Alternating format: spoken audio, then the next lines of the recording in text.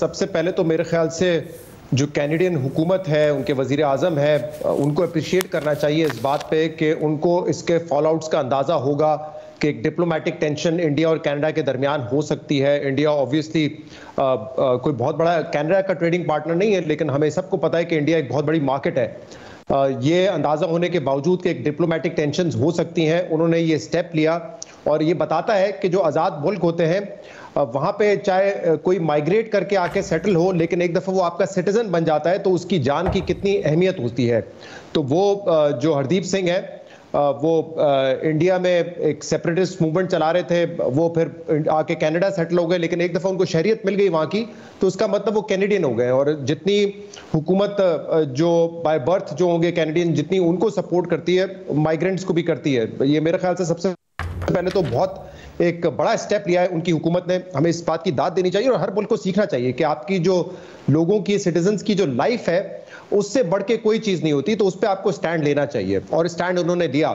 जो डिप्लोमेट था उसको भी वहां से उन्होंने हटा दिया और इंडिया ने फिर आपने देखा कि रेसिप्रोकेट भी किया है। जो कैनेडियन डिप्लोमेट थे उनको जो है दिल्ली से बाहर भेज दिया गया है। तो उनको अंदाजा होगा कि क्या इसके डिप्लोमेटिक क्राइसिस हो सकते हैं। जहां तक ताल्लुक है, अभी जैसे फ्री ट्रेड की आप बात कर रही थी, मैंने नंबर्स देखे हैं। इंडिया और कनाडा के दरमियान जो ट्रेड है वो तकरीबन $8 बिलियन की है।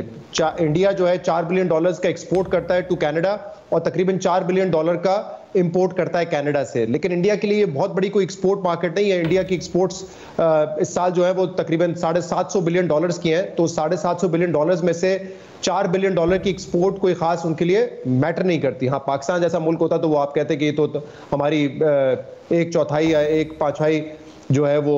अच्छा, मैं एक बीबीसी की रिपोर्ट पढ़ी थी, उसके मुताबिक तो कमर्शियल ताल्लुकात एज इन पूरे ओवरऑल कमर्शियल ताल्लुकात में $100 बिलियन का तखमीना लगाया जाता है दोनों के दरमियान में।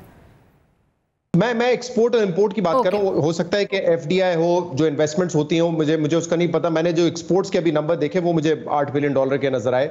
हो सकता है फ्यूचर कुछ प्लान जो एमओयूज हो, इन्वेस्टमेंट्स के, हो सकता है वो उससे ज्यादा हो। तो ट्रेड के हवाले से तो मुझे नहीं लगता कि बहुत ज्यादा होगा, लेकिन एज आई सेड कि ये बड़ी बात है कि उन्होंने इन चीजों को दरगुजर करके कि क्या इम्पैक्ट आएगा इसका, उन्होंने जो फैसला किया बतौर हुकूमत, बतौर रियासत, वो ये था कि we have to call Indian government. उनकी एजेंसीज का नाम लेके हमने बताना है कि उन्होंने इंटरफेयर किया है और हमारी सरजमीन पे हमारे शहरी को जो है कत्ल किया है। और इससे पहले जो आपने भी कहा, जून में ये हुआ था। अवतार सिंह जो है उनको जून में उनकी डेथ हुई यूके में और बड़ी सस्पिशियस वो डेथ थी। उस हवाले से वहाँ की पुलिस ने तहकीकात ही नहीं की। पाकिस्तान में लाहौर में मई या जून के महीने में ही परवीन सिंह को कत्ल किया गया। हमारी तरफ से भी आवाज़ उठती है, लेकिन हम उस तहकीकात को वहाँ तक नहीं लेके जाते जहाँ तक कैनेडियन हुकूमत लेके गई है। और अब इसके फॉल आउट मजीद क्या होंगे, देखें, इनिशियली तो हमें ज़रूर नज़र आएगा कि जो डिप्लोमेटिक टेंशन है वो बढ़ेंगी। इंडिया के ऊपर जो दबाव अब अमरीका से आ रहा है, यूके से आ रहा है, दीगर ममालिक से आ रहा है, वो मुझे लगता है कि एग्रेसिवली इसको रिस्पॉन्ड करेगा। बहुत अच्छा हो कि वो तहकीकात में शामिल हो, जैसे कि अमेरिका ने भी कहा है। लेकिन मुझे लगता है जो इस वक्त इंडिया का बिहेवियर है, और उनको पता है क्योंकि हमें एक बहुत बड़ी मार्केट है, अमेरिका से हमारे ताल्लुकात बेहतर हो रहे हैं, तो मुझे ये लगता है कि इंडिया जो है, और क्योंकि उनके रॉ एजेंट का नाम आया है इसमें, इंडिया एग्रेसिवली इस पर रिएक्ट करेगा। मुझे नहीं लगता वो पीछे हटेंगे और कोई खास ताउन की बात करेंगे। हाँ, हो सकता है वो ज़बानी कलामी ये बात करें कि हम ताउन करेंगे, लेकिन इससे ज़्यादा नहीं हो सकता। लेकिन ये देखें, एक चीज़ हमें सीखनी चाहिए जो पाकिस्तान ने नहीं सीखी है। डिप्लोमेटिक क्राइसिस आएगा और कुछ अरसा जारी रहेगा, लेकिन इसके बावजूद आप देखेंगे कि दूसरे जो ताल्लुकात हैं इन दोनों ममालिक के दरमियान वो नॉर्मलाइज रहेंगे। मुझे नहीं लगता कि उनकी ट्रेड कोई खत्म हो जाएगी।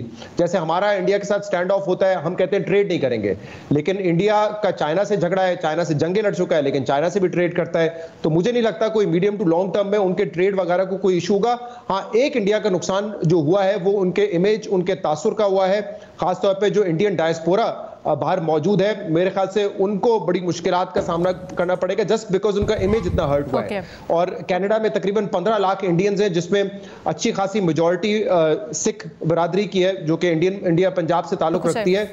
वो वहाँ पे मेरे ख्याल से बहुत ही उनको गुस्सा भी आया होगा इस बात का कि जो हरकत हुई और इंडियन गवर्नमेंट का नाम आया, क्योंकि आपको पता है ये जो 70s 80s में मूवमेंट चल रही थी खालिस्तान की, वो अब इंडिया में इतनी आपको नहीं नजर आती। वहाँ पे आपको ने देखा है कि लोग ज्यादातर माइग्रेट कर गए हैं बाहर, अब बैठ के वो बात करते हैं खालिस्तान की, सेपरेशन की, लेकिन इंडिया में वो इतनी मूवमेंट नहीं है। लेकिन फिर भी ये खतरा ये रहता है, क्योंकि अब जो यूथ है, जब वो ये देखेंगे कि हमारे लीडर्स के साथ क्या हो रहा है, उनको किस तरीके से कत्ल किया जा रहा है, तो उनका गुस्सा जो है ये एक फ्यूचर